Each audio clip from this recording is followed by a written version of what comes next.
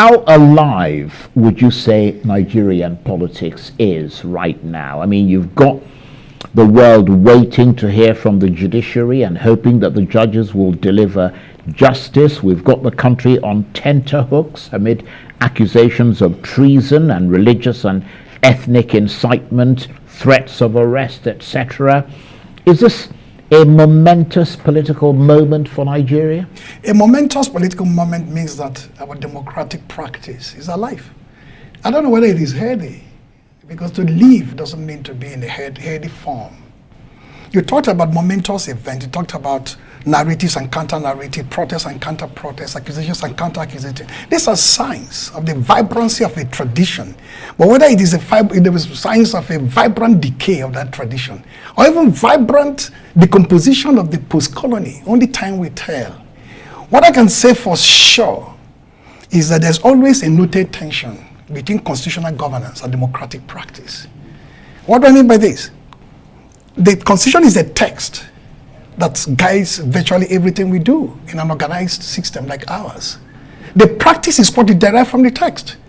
The first arm is the assembly, the parliament that makes the law. The second is the executive that implements, and the judiciary that adjudicates, and then civil society, the media, and the rest of us that actually live our life in a democratic system. When the life we lead conflicts with the constitutional provisions, tension is noted. For example, what do I mean? If an election is organized in a fraudulent manner and result declared not in concert with the expectations of the people, there is a wide gulf between constitutional order and practice. This is what happened with the Arab Spring. Virtually all the countries of the Arab Spring had constitutions, had parliament, that make laws. But when there is a gulf between the laws you make and the way the laws are implemented, and that gulf becomes wide by the day, people could decide to seek self-help. We wish that this democratic process does not end up at the level of self-help. For now, the key gladiators have been measured and restrained, those who feel hurt and injured by the result INEC declared after the 25th February presidential election. Atiku Abubakar of PDP is well restrained. He's gone to court. His deputy, Governor Kowa, is well restrained. He's gone to court. P2B is well restrained. With that element, well restrained. In spite of that, is very tough words. That's why they're seeking the judicial process for adjudication. So for anybody, either in government or out of government, to talk about fascism or fascistic behavior or insurrectional behavior or treasonable behavior is sorely unbecoming and completely irresponsible at this stage. The country is hurting and people are hurting. What they need is an assurance from the powers that be, the government of the day, that justice will be secured. That's why the courts are there. What they need from INEC is to pick itself up from the tattered dignity, of its broken life, and they begin to think about what could have happened if we had done things in a different form.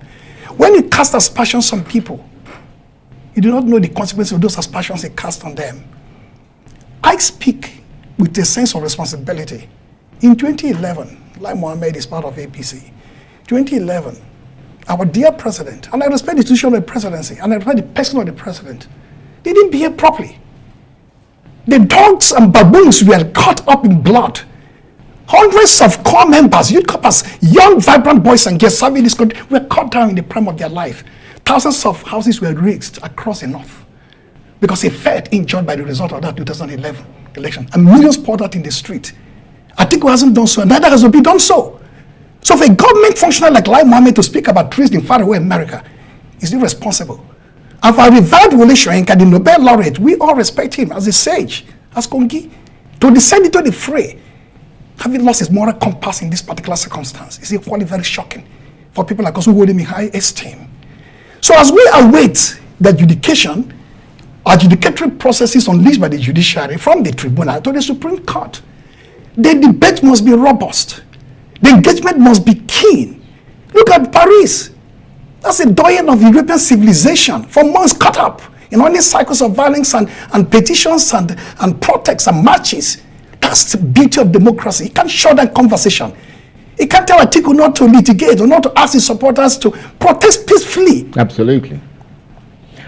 The Labour Party, though, suggests that all these apparent threats are aimed at trying to focus attention away from the strength of their legal challenge against the president-elect. I wonder what your assessment is of how strong a case they've got and also that the PDP have. I'm not a lawyer. Let me deposit that right up front. But I'm a thinking being. That's a sense of having been in school and having read well to the degree that no human being can bamboozle me with thoughts and opinions. So I know my way around the system. Atiku Abubakar's case, I have the document. P2B's case, I have the document. But I carefully put out documents by well-selected legal minds. The two things that stand out on both documents from the PDP and the Labour Party is the depth of the data harnessed, the degree of the technical details devoted in mounting a robust legal challenge, and the mounting of evidence that we cumulatively, I believe, persuade the justices at the end of the day that the right thing must be done. What is the moral dimension of this catastrophe that befell the country in the form of this last presidential election? The moral contours of the nation is under threat, and Labour captured it well with the case of the president-elect in faraway America on drug-related matters. That has further been mainstreamed in the judicial conversation, no longer as a tangential or peripheral element to be dismissed outrightly by media guys or strategic communications of that formation. But now the judges will litigate at the lower level, and the Supreme Court justices will litigate this matter. The foundations of the moral order, together with the powerful, data-driven position which the PDP, Atiku, together constructed, may well drive this into a conclusion beyond what I can speculate now. But that is strong enough. And for me, if the Bola Tinubu wing and the government of the day supporting it understand the robustness of this challenge, they should better focus their energy on it. If they try to throw shade at people in terms of banning very strong works from the DSS about people trying to form interim government, issue of treason, issue of insurrection, unpack these three elements. Interim government is an arrangement only the government of the day can arrange. The government of Muhammad Buhari, in concert with the military, have the capacity to arrange an interim government scenario or infrastructure. Nobody in the street can do it.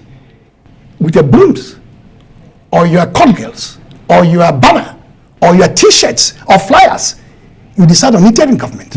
It's only the government that can. And treason is a potent word they don't wave around. If somebody is accused of treason, you must pick the person up and begin to interrogate to find out the conspirators, co-conspirators of that treasonable something.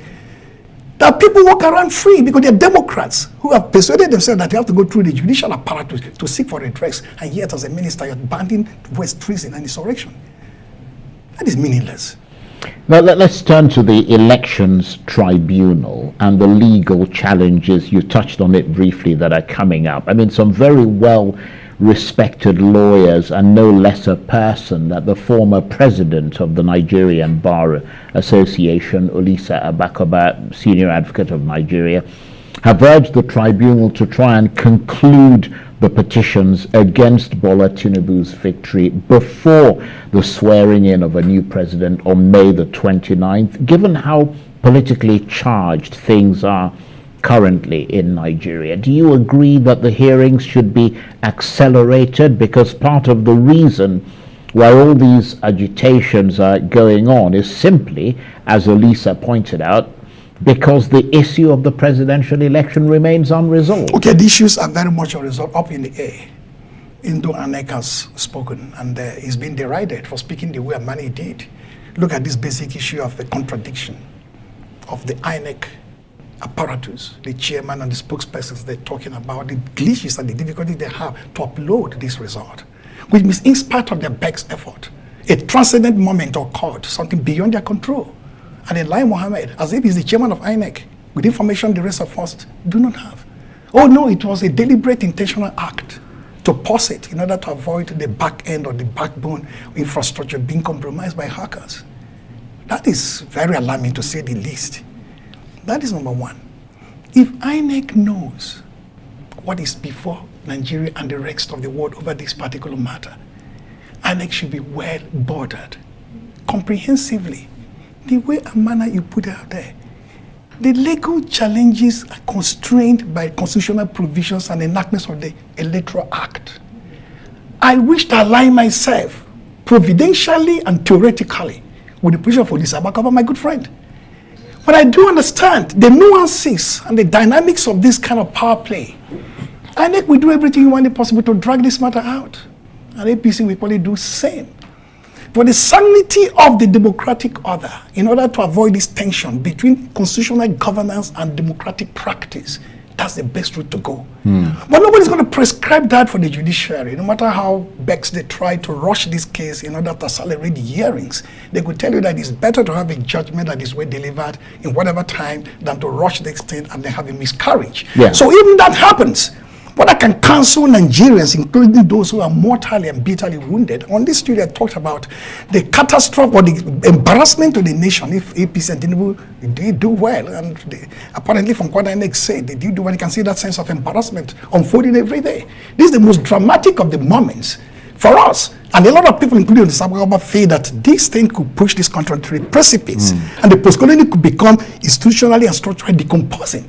But my counsel to Nigerians, it may not be the best advice out there, is May 29 will come, even if the cases are not concluded. A president-elect will be sworn in. That's what the law says. Yeah. But then it continues. And then protest marches, robust petition, canvassing positions, as well as the legal processes going on must continue at pace. Well, the argument that Olisa makes, given his own legal experience, which is extensive, is that he reckons that at least 3 issues can be quickly resolved.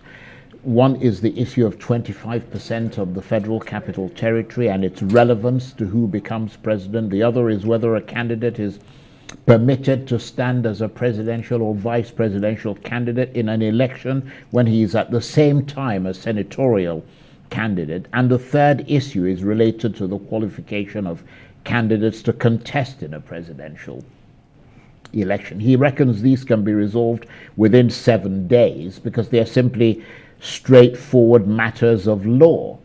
I mean, I'm wondering whether you think he has a point, because as he said, there is a certain unfairness about a petitioner challenging a president-elect who then, whilst the challenge is unresolved, goes on to get inaugurated. Brilliant position of law and process. And I said I align myself fully with it, and many other commentators who have shared this view.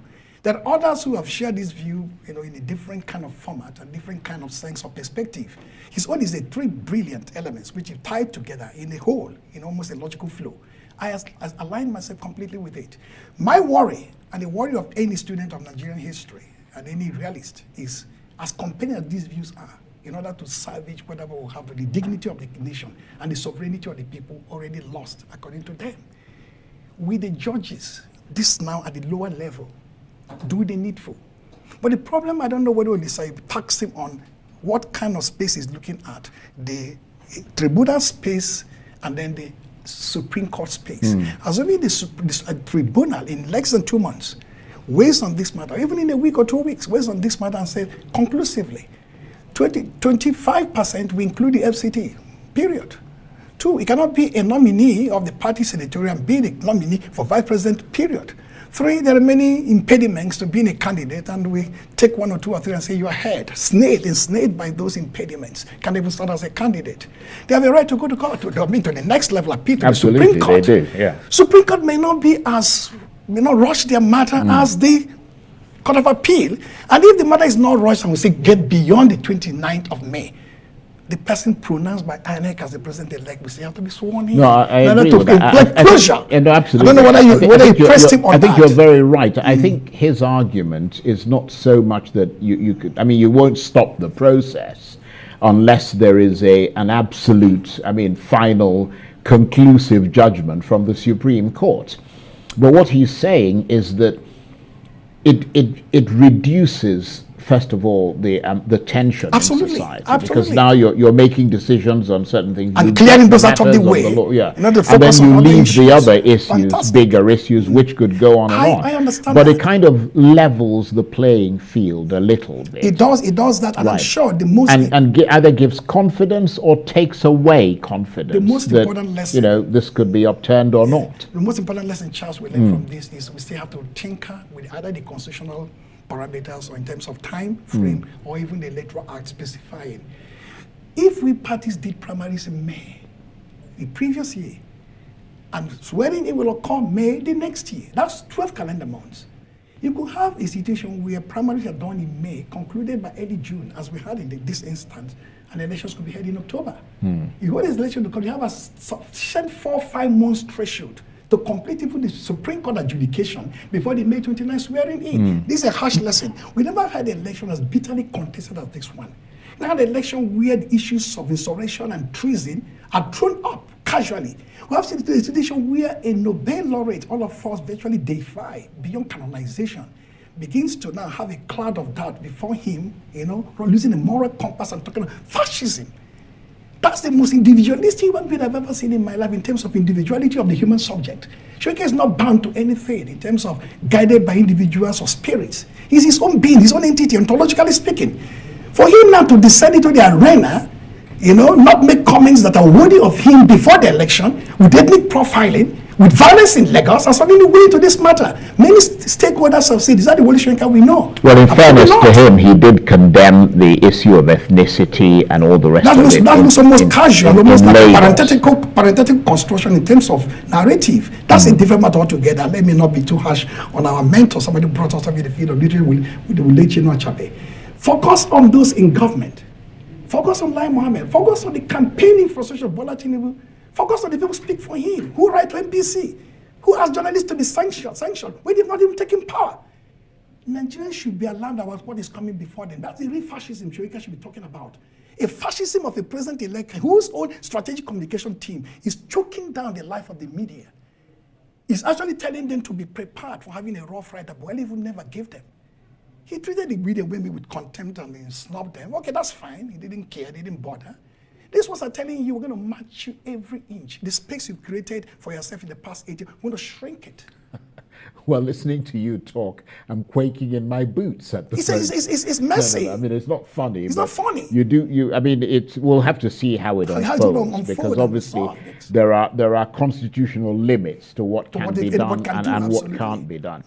But you, of course, let's kind of change direction slightly. You supported the PDP and its candidate Atiku Abubakar in that election. Even though I've affiliated to the campaign. You made it clear that you were not affiliated. I mean, you're perfectly entitled to support whoever you want.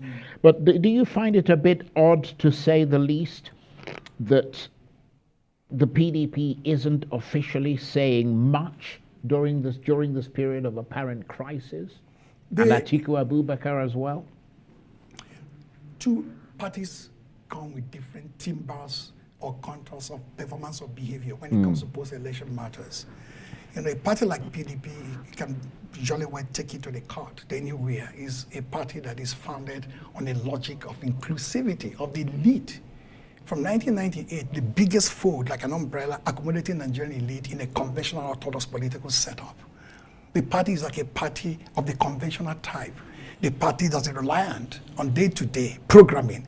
We have lawyers, we have to sit down with them. For the past 2-3 weeks, the party has been working tooth and nail, defining the legal boundaries of each challenge, dealing with the technical issues of its legal composition, looking at the case already submitted for adjudication and so on. The feel that is far more important and consequential down the line. But you can see that Labour Party has not that conventional, orthodox timber. It is almost an unorthodox, with body that has come with a sense of energy. That energy is that sense of visionary zeal and eruption that will always carry through in terms of the conversation it throws out there. Look at the team of people together. Very powerful team led by brilliant lawyers. But look at what the billings are doing on the social media and media space. Virtually, they're telling the world that in spite of the case going on in court, we have the case for the people litigating against INEC, the current government, Lia Mohammed, Wole Soyinka, Bola Tinubu and his team. So PDP approach is slightly different.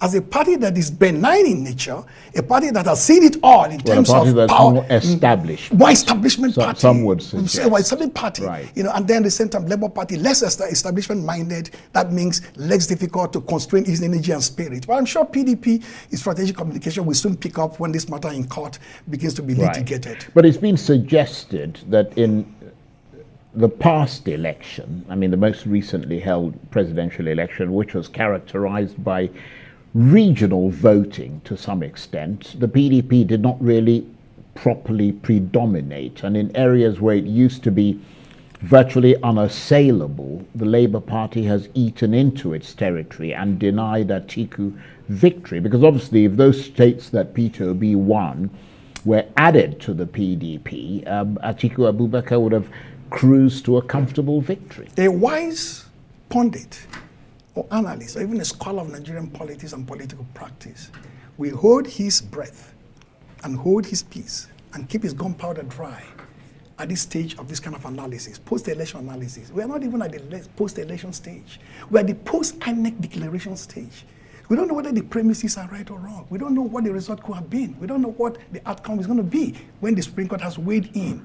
So who lost what and who won what are still up in the air. That is why people are bitter in their millions, bitterly, revolted by the essence of INEC. That's why they are even shocked by looking at the face of Mahmoud, Yakubu Mahmoud. 300 billion we're talking about is not the only money. The EU basket of funding, bringing both the USAID, bringing the EU ISA, bringing the UNDP, bringing the DFI, the British arm, have constituted close to 40-50% extra again of the entire funding that INEC collected. Not to talk of civil society empowerment, not to talk of the kind of investment from foreigners about democratic governance, electoral practice, electoral reforms, and so on. If you put all these things together, you're talking about close to 500-600 billion that Mahmoud blew with his team and produced this sham election and this fickle-minded result.